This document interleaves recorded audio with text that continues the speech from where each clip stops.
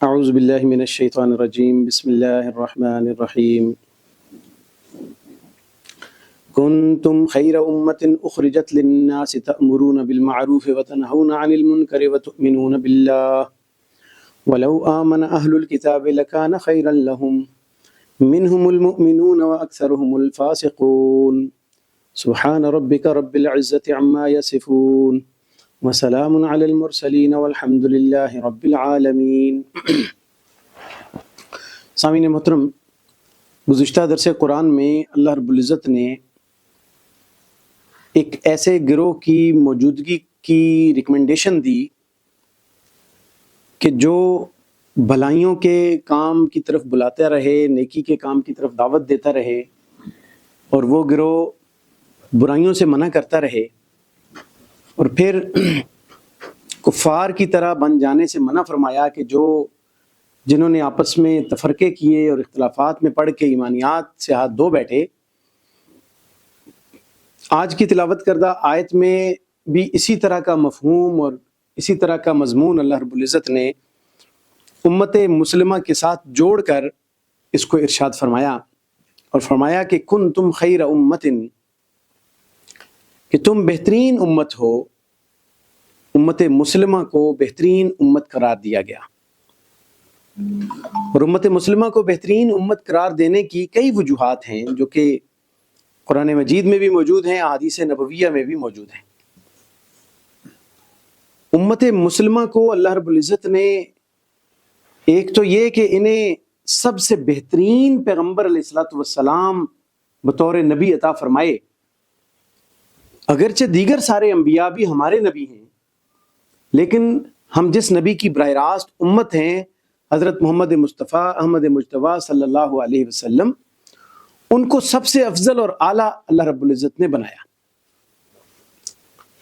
ان کی تعلیمات قیامت تک اللہ تعالیٰ نے محفوظ رکھی، اور قرآن مجید جو سب سے افضل کتاب کے طور پہ اللہ رب العزت نے آسمانی کتاب کے طور پہ عطا فرمائی۔ پہلے ذکر ہوا کہ جو بیت اللہ ہے وہ مسلمانوں کا قبلہ قرار دیا، اور بیت اللہ وہ گھر ہے جو دنیا میں سب سے پہلے اللہ کی عبادت کے لیے بنایا گیا تھا۔ یہ بھی سب سے افضل گھر ہے جو مسلمانوں کو قبلہ کے طور پہ عطا فرمایا، اور اس امت کی یہ اسپیشلٹی اور ذمہ داری قرار دی کہ یہ بہترین ہونا، اس کی ایک علامت یہ ہے کہ یہ اخرجت للناس، یہ پوری دنیا کے انسانوں کے لیے نکالے گئے۔ ان کی جو اپوائنٹمنٹ ہے، ان کا جو انتخاب ہے، وہ پوری دنیا کے لیے ہے، یعنی یہ تمام دنیا کے بینیفٹ کے لیے ہیں، تمام دنیا کی بھلائی کے لیے۔ رسول اللہ صلی اللہ علیہ وسلم کی دعوت چونکہ تمام انسانیت کے لیے ہے۔ میں بارہا اپنے دروس میں یہ بات واضح کر چکا ہوں کہ اللہ رب العزت نے رسول اللہ صلی اللہ علیہ وسلم کو عالمگیریت کی صفت سے نوازا ہے، یونیورسیلٹی عطا فرمائی کہ آپ تمام دنیا کے لیے رسول ہیں۔ پہلے انبیاء علیہ السلام کسی خاص قوم، کنبہ، قبیلہ، علاقے کے لیے ہوتے تھے۔ رسول اللہ صلی اللہ علیہ وسلم کو اللہ رب العزت نے ارشاد فرمایا کہ قل یا ایھا الناس انی رسول اللہ الیکم جمیعا، کہہ دیجئے کہ اے لوگو، میں تم سب کی طرف اللہ کا رسول بنا کر بھیجا گیا ہوں۔ اس اعتبار سے تمام انسانیت رسول اللہ صلی اللہ علیہ وسلم کی امت بنتی ہے۔ ان میں سے جو کفار ہیں، جن کو آپ صلی اللہ علیہ وسلم کا ایڈریس ہے، خطاب ہے، دعوت ہے، وہ امت دعوت کہلائے گی، جس میں تمام مذاہب کے لوگ شامل ہیں، اور جنہوں نے اس دعوت کو قبول کر لیا، ایمان لے آئے، مسلمان ہو گئے، وہ امت اجابت کہلائے گی۔ یعنی امت کی دو بنیادی قسمیں بن جائیں گی، امت دعوت اور امت اجابت، لیکن ہے تمام انسانیت کے لیے خطاب ہے رسول اللہ صلی اللہ علیہ وسلم کی تعلیمات کا۔ اس لیے اللہ نے فرمایا کہ تمہیں تمام دنیا کے انسانوں کے لیے نکالا گیا ہے، تمہاری اپائنٹمنٹ ہوئی ہے، تمہاری ذمہ داری لگی ہے کہ ان کے لیے تم یہ بھلائی کا کام کرتے رہو گے۔ کیا بھلائی کا کام ہے؟ تأمرون بالمعروف، کہ تم نیکی کا حکم دیتے رہو گے، تم نیکی کا حکم دیتے ہو، وتنہون عن المنکر، اور برائیوں سے منع کرتے ہو۔ نیکی کے حکم میں توحید، اس کے تقاضے، رسالت، اس کے تقاضے، ایمانیات کی دعوت شامل ہے، رسول اللہ صلی اللہ علیہ وسلم کی تعلیمات پہ عمل کرنا شامل ہے، اچھے اخلاقیات شامل ہیں، اچھی گورننس شامل ہے، عدل اور انصاف کے تقاضوں کو پورا کرنا شامل ہے، معیشت کے اندر بہترین نظام لانے کی ضرورت ہے، وہ اس کے اندر شامل ہے، اور اس کے اپوزٹ جتنی چیزیں ہیں ان سے روکنا اور منع کرنا، کہ شرک سے منع کرنا، بدعات سے منع کرنا، جاہلیت کی رسومات سے منع کرنا، اور بد اخلاقی اور بد کرداری سے منع کرنا، اسی طریقے سے جو برا نظام معیشت ہے، جو استحصال پر مبنی نظام معیشت ہے، اس سے منع کرنا، یہ ساری چیزیں تنہون عن المنکر میں شامل ہیں۔ جہاد کرنا امر بالمعروف ہے، نیکی کی طرف دعوت دینے کی بات ہے، کہ بھائی ضرورت پڑنے پہ اللہ رب العزت کی فرما برداری کرتے ہوئے مسلح عبادت بھی کرنی ہے، جہاد سے بھی اپنی زندگی کو آگے لے کے جانا ہے، اور جہاد سے انحراف، جہاد سے دور بھاگنا اور جہاد کے خلاف رہنا اور دین کی سربلندی کے لیے کوشش نہ کرنا، یہ برائی ہے، اس سے منع کرنا بھی اس میں شامل ہے۔ تو یہ تأمرون بالمعروف وتنہون عن المنکر، یہ دو کام کرنے کی وجہ سے امت مسلمہ کو بہترین امت اور خیر امت قرار دیا، اور فرمایا کہ وَتُؤْمِنُونَ بِاللَّهِ، اور اس کے ساتھ ساتھ یہ بات لازمی ہے کہ تم اللہ پر ایمان لاتے ہو، یعنی تم ایمان کے ساتھ یہ امور سر انجام دیتے ہو، تمہارا ایمان کے اندر ایمانیات پر قائم رہتے ہوئے تم یہ امور سر انجام دیتے ہو، تو یہ اللہ رب العزت کی طرف سے تمہاری خیر امت ہونے کی ذمہ داری کے طور پہ یہ پیش کیا گیا ہے۔ تو اس آیت کی روشنی میں اس امت کا بنیادی ذمہ داری صرف خود دین پر چلنا نہیں ہے، بلکہ خود دین پر چل کر دوسروں کو دین کی دعوت دینے والی بھلائی کی طرف لے کے آنا بھی لازمی شامل ہے۔ حدیث مبارکہ ہے، آپ صلی اللہ علیہ وسلم نے ارشاد فرمایا الدین والنصیحہ، دین خیرخواہی کا نام ہے، اس سے بڑی خیرخواہی کسی کے ساتھ کیا ہو سکتی ہے کہ اس کو دین کی طرف بلایا جائے، اس کو نیکی کی طرف بلایا جائے، اچھائی کی طرف بلایا جائے، اور اس کو برائی سے منع کیا جائے۔ یہ سب سے بہترین خیرخواہی ہے جو انسان کسی کے لیے کر سکتا ہے۔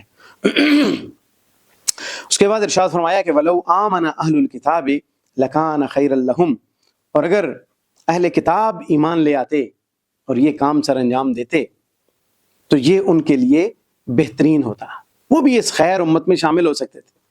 اہل کتاب ایمان لے آتے تو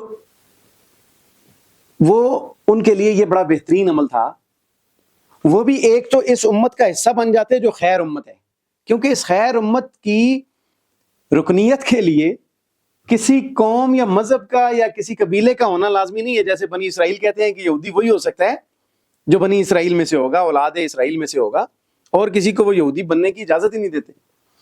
تو امت مسلمہ میں رکنیت صرف ایمان ہے، اور ایمان جب لے آنا ہے تو وہ خیر امت ہے، وہ بہترین امت ہے۔ وَلَوْ آمَنَ أَهْلُ الْكِتَابِ لَكَانَ خَيْرًا لَهُمْ، اگر اہل کتاب بھی ایمان لے آتے تو یہ ان کے لیے بہتر ہوتا۔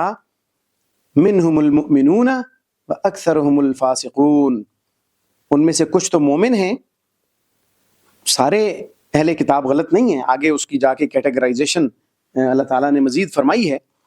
کچھ ان میں سے مومن ہیں، وَأَكْثَرُهُمُ الْفَاسِقُونَ، اور اکثر ان میں سے فاسق ہیں جو کفر پر ہیں، جیسے حضرت عبداللہ بن سلام رضی اللہ عنہ اور ان کے بھائی، وہ یہودیت سے اسلام قبول کر کے اسلام میں آئے۔ نجاشی اسما بادشاہ تھا جو حبشہ کا، وہ ہے حضرت عدی بن حاتم رضی اللہ عنہ، عیسائیت سے اسلام قبول کر کے آتے ہیں، لیکن اکثر لوگ اپنے اسی مذہب پہ قائم رہے اور ضد اور درمی پہ رہے۔ سورۃ آل عمران کے شروع میں اہل کتاب کے وہ تفصیلی واقعات ذکر ہیں جو آئے اور انہوں نے کچھ بھی ماننے سے انکار کیا، مباہلہ میں بھی نہیں آئے۔ آپ صلی اللہ علیہ وسلم اپنی اہل و اولاد کو لے کے باہر آئے، لیکن وہ مباہلہ سے بھی بھاگے اور انہوں نے جزیہ دینا قبول کر لیا، انہوں نے ایمان قبول کرنا گوارا نہ کیا۔ تو اکثرهم الفاسقون، اکثر ان میں سے فاسق ہیں۔ لن یضروکم الا اذى، وہ آپ کو کوئی نقصان نہیں پہنچا سکتے سوائے زبانی کلامی گالم گلوچ کے، زبان سے اذیت دینے کے علاوہ تمہیں کوئی نقصان نہیں پہنچا سکتے۔ برا بھلا کہیں گے، اسلام کے خلاف سازشیں کریں گے، اسلام کی جو اس پر اعتراضات کریں گے، غلطیاں نکالیں گے، اس کے علاوہ وہ تمہیں کوئی تکلیف نہیں دے سکتے۔ وَإِن يُقَاتِلُوكُمْ، اگر وہ تم سے قتال کریں گے، تمہارے ساتھ لڑائی کریں گے، يُوَلُّوكُمُ الْأَدْبَارَ، تو وہ تمہارے سامنے سے پیٹھیں پھیر کر بھاگ جائیں گے، پیٹھ پھیر دیں گے۔ ایسے ہی ہوتا رہا، جہاں بھی مسلمانوں نے عیسائیت پہ چڑھائی کی، ان پہ جب یلغار کی، جب یہودیوں کے قبائل پر یلغار کی، تو اسلام کے آگے ٹھہر نہیں سکے. یولوکم الادبار ثم لا ینصرون، پھر ان کی مدد بھی کوئی نہیں کرے گا، پھر ان کی مدد بھی نہیں کی جائے گی. یعنی ان کی مدد کو کوئی نہیں پہنچا تھا. بنو قینقاع کو ختم کیا، بنو قریظہ کو، بنو نذیر کو، ان کا خاتمہ کیا، ان کی بدعہدیوں کی وجہ سے ان کو جلا وطن کیا، نکالا، ان کے خلاف جہاد کیا. اللہ تعالیٰ کا یہ وعدہ قائم رہا کہ ان کی مدد کو کوئی نہیں آ سکا. بعد میں بھی امت مسلمہ کا ایک بڑا شاندار ماضی ہے اس حوالے سے، اور اللہ تعالیٰ کا یہ وعدہ قائم ہے. اور پھر فرمایا ضربت علیہم الذلۃ، یہودیوں کو تو خصوصی طور پہ یہ جگہ جگہ ارشاد فرمایا ہے کہ اللہ تعالیٰ نے ان پر ذلت کو مسلط کر دیا. ضربت علیہم الذلہ، ان پر ذلت کو مسلط کر دیا. اینما ثقفوا، جہاں کہیں بھی وہ ہوں گے، جہاں کہیں بھی وہ ہوں گے، ان پر اللہ تعالیٰ کی طرف سے ذلت مسلط رہے گی. یہ ہمیشہ کے لیے یہودیوں کے لیے اللہ رب العزت نے ایک دستور بنا دیا، قانون بنا دیا. بڑی امپورٹنٹ آیت ہے. جب اس آیت کو میں نے دیکھا اور غور کیا تو آج کی دنیا کا پورا سینیریو میرے سامنے آ گیا. فرمایا کہ اللہ، یعنی ان پر ذلت مسلط رہے گی جہاں کہیں بھی ہوں گے، وہ ذلیل و رسوا ہوں گے جہاں کہیں بھی ہوں گے. ان کی ذلت اور رسوائی سے بچنے کی ایک دو شکلیں بیان فرمائی ہیں اللہ رب العزت نے، کہ ان کی حالت یہ ہے، بدعہدیاں کر کر کے انہوں نے اپنے آپ کو اس مقام پہ پہنچا دیا ہے کہ اللہ تعالیٰ نے ان کو راندہ درگاہ کر دیا ہے. اللہ، ہاں یہ صورت ہے کہ وہ اس ذلت اور رسوائی سے کسی حد تک بچ جائیں گے. کیا ہے؟ اللہ بحبل من اللہ، کہ وہ اللہ تعالیٰ کے ساتھ کوئی عہد و پیمان کر لیں. اللہ کے ساتھ عہد و پیمان کے ذریعے کچھ ذلت سے بچ سکتے ہیں. اس عہد و پیمان سے مراد ہے کہ یا تو ایمان قبول کر لیں، پھر اس ذلت سے بچ جائیں گے، یا اللہ نے جو ان کے لیے امت مسلمہ کو ہدایات دی ہیں کہ اگر کوئی نان مسلم ذمہ بن جاتا ہے اور تمہیں جزیہ دینا قبول کر لیتا ہے تو اللہ کی طرف سے حکم ہے کہ ان کو وہی حقوق ادا کرو جو تم مسلمانوں کو ادا کرتے ہو. یہ ایک صورت ہے حبل من اللہ کی، کہ اللہ کی ساتھ عہد و پیمان میں آ جائیں گے. اس کی آگے مزید دو شکلیں ہو سکتی ہیں. ایک، اللہ کے ساتھ عہد و پیمان کی شکل کیا ہو سکتی ہے کہ ایمان قبول کر لیں، یہودی ایمان قبول کر لیں. دوسری، اللہ کے ساتھ عہد و پیمان کی شکل ہو سکتی ہے کہ جس کی وجہ سے وہ ذلت سے بچ سکتے ہیں. وہ کیا ہے؟ اسی پہلی شکل کی دوسری صورت کیا ہے کہ وہ جزیہ دینا قبول کر لیں، ذمہ بن جائیں، اور اللہ کی طرف سے پھر وہ عہد و پیمان ان کے لیے لاگو ہو جائے گا جو عہد و پیمان ان کے لیے ہے کہ بھئی اگر وہ جزیہ دیتے ہیں تو ان کو پروٹیکشن دے دو، ان کو ذلیل و رسوا نہ کرو. یہ ایک صورت ہو گئی. دوسری صورت اللہ رب العزت نے یہاں پہ ارشاد فرمائی وَحَبْلٍ مِّنَ النَّاسِ، اور لوگوں کے ساتھ کوئی عہد و پیمان باندھ لیں. لوگوں کے ساتھ عہد و پیمان باندھنے کی شکل یہ ہے کہ کسی قوم کے ساتھ، کسی ملک کے ساتھ، کسی طاقت کے ساتھ اتحاد کر لیں، الحاق کر لیں، تو یہ کچھ شاید اس ذلت اور رسوائی سے بچ جائیں گے. آج کے آپ دیکھیں صہیونیت نے آج کے دور میں اگر یہ امریکہ کو نہ تھاما ہوتا تو ان کا کیا مقام ہوتا. ایک دن امریکہ سے سرپرستی ہٹ جائے تو ان کو اپنی اوقات کا پتہ چل جائے گا. لیکن اس طرح کی قوتوں کے ساتھ ایگریمنٹس کر کے ان کے ساتھ اٹیچ ہو کر اپنے آپ کو بچایا ہوا ہے. تو یہ تو اللہ نے بھی بتا دیا کہ یا تو وہ اللہ کے ساتھ کوئی عہد و پیمان باندھیں گے تو بچیں گے اس ذلت اور رسوائی سے، یا وہ لوگوں کے ساتھ، کسی اور پبلک کے ساتھ، کسی حکومت کے ساتھ عہد و پیمان لگا لیں گے تو کوئی بچت کی شکل کچھ عرصہ کے لیے ان کو عافیت مل جائے گی. ورنہ ضربت علیہم الذلۃ اینما ثقفوا، جہاں کہیں بھی ہوں گے ان پر اللہ تعالیٰ کی طرف سے ذلت کو مسلط کر دیا جائے گا. ساری عمر کسی قوم نے ان کو اپنے اندر رہنے کی اجازت نہیں دی. یہ قوم کی باہر اروڑیوں پہ رہتے تھے. یہ تو بہت لمبا عرصہ نہیں ہوا ان کو یہاں پہ آئے اور یہاں پہ جمع ہو کے قوت بن جانے کے، اور پھر اس کے بعد مختلف ممالک کے اندر پرابلمز پیدا کرنے کے اور ظلم اور ستم روا رکھنے کے، اپنی ادھر ادھر قبضے کرنے کے. یہ تو ان کا بڑا شارٹ سا پیریڈ ہے. لیکن اللہ کی طرف سے ذلت اور رسوائی کا جو وعدہ ہے وہ قائم ہے. وَبَاءُوا بِغَضَبٍ مِّنَ اللَّهِ، اور وہ انہوں نے اللہ تعالیٰ کا غضب لیا اپنے اوپر، یعنی وہ اللہ تعالیٰ کی نافرمانیاں کر کے وہ اللہ کے غضب کے مستحق ٹھہرے. وَضُرِبَتْ عَلَيْهِمُ الْمَسْكَنَةُ، اور ان پر اللہ تعالیٰ کی طرف سے ان پر مسکنت بھی طاری کر دی گئی. یعنی اکثر جزیہ دیتے رہے، اس دور میں بھی دیتے رہے آپ صلی اللہ علیہ وسلم کے دور میں، اس کے بعد بھی یہ جزیہ دے کر کہیں رہے تھے، کہیں معاوضہ دے کر رہتے ہیں، آج بھی اپنے اس اٹیچمنٹ کا ان کو بہت بڑی قیمت ادا کرنی پڑتی ہے جو یہ ادا کرتے ہیں۔ ذالک بانہم، یہ اس وجہ سے ہے، کیوں ایسا، یہ سٹیج کیوں آئی ان کی، اس حالت کو کیوں پہنچے؟ بانہم کانوا یکفرون بآیات اللہ، ایک سبب یہ تھا کہ وہ اللہ تعالیٰ کی آیات کا انکار کرتے تھے۔ اللہ نے کہا توحید پہ عمل کرنا ہے، انہوں نے تورات کے اندر توحید کا پیغام ہونے کے باوجود شرک کو گلے لگائے رکھا، شرک کے اندر چلے گئے۔ دوسرا یہ کہ رسول اللہ صلی اللہ علیہ وسلم پر ایمان لانے کا حکم تھا اور وہ ایمان نہیں لائے، بلکہ انہوں نے رسول اللہ صلی اللہ علیہ وسلم کا انکار کیا۔ تو یہ یکفرون بآیات اللہ ہے، ویقتلون الانبیاء بغیر حق، اور وہ انبیاء کو ناحق قتل کرتے تھے۔ نبیوں کو قتل کرنا ان کی سب سے بڑی، شرک کے بعد سب سے بڑا جرم تھا، جس کا اللہ نے یہاں پہ ذکر کیا۔ اتنے خیرخواہ لوگوں کو انہوں نے تنگ کیا، قتل کیا، ایک ایک دن میں کئی انبیاء کو قتل کر دیا کرتے تھے۔ حضرت عیسیٰ علیہ السلام کے سامنے حضرت یحییٰ علیہ السلام کو شہید کر کے ان کا سر مبارک ان کے سامنے ٹرے میں پیش کیا گیا، قتل کیا۔ عیسیٰ علیہ السلام کو سولی پہ چڑھانے کے لیے لے گئے کہ ان کو بھی نہیں چھوڑیں گے ہم۔ یقتلون الانبیاء بغیر حق، ناحق قتل کرتے۔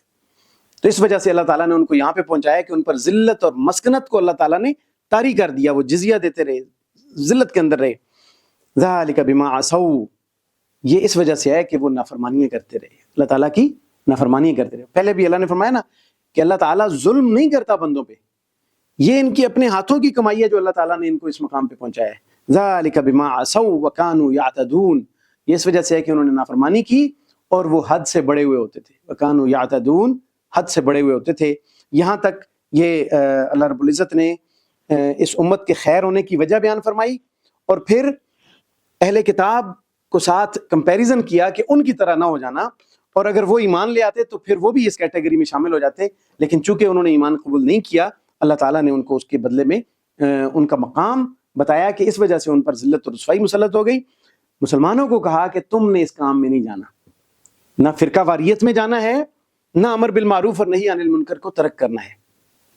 ایمان والوں کو اس وجہ سے بہترین امت قرار دیا گیا، لہٰذا بہترین امت بن کے دکھانا ہے۔ یہ اللہ رب العزت نے اس آیت میں، ان آیات میں میسج دیا۔ اگلی آیات میں یہی اہل کتاب کی دو کیٹیگریز کو مزید آگے بیان فرمایا ہے۔ انشاءاللہ العزیز اگلے درس میں اس سے اگلے مضامین کا بیان ہوگا۔ اللہ تعالیٰ سے دعا ہے کہ اللہ تعالیٰ جو کچھ کہا گیا سنا گیا اس پہ عمل کرنے کی توفیق عطا فرمائے۔ وآخر دعوانا ان الحمد للہ رب العالمین۔